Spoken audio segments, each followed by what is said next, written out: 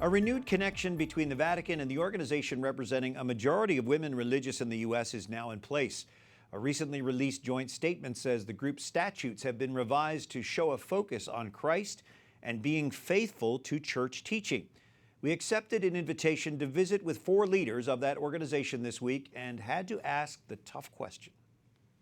Did you not have speakers and people who wrote about things that may have been counter to church teaching at some point prior to this investigation? To my knowledge, we haven't deliberately invited people who were going to say something contrary to church teaching. But once in a while in a question and answer period, once in a while in a statement that either out of context appears questionable, but it's not that it was the topic of the talk or that we invited somebody to talk contrary to church teaching. But as much as we try, if something comes out of somebody's mouth and it gets quoted, it doesn't really mean that LCWR has taken a stand on that point and that we stand behind it. So there were difficulties like that, but that happens with everybody that talks out loud, I think.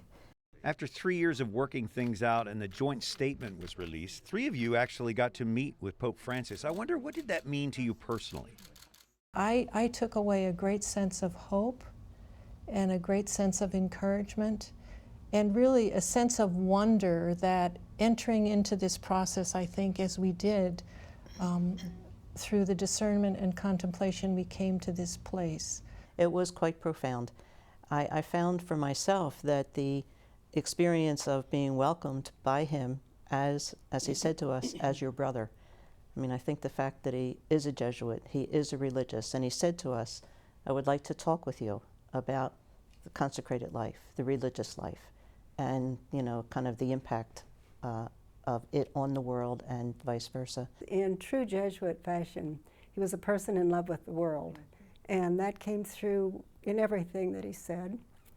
The other thing that impressed me was that he was interested in us, in what our opinions were, and I was surprised, I think, because I expected him to be talking to us, and instead he wanted to talk with us about not only what was important to him, but what was important to us, and that was a very satisfying experience.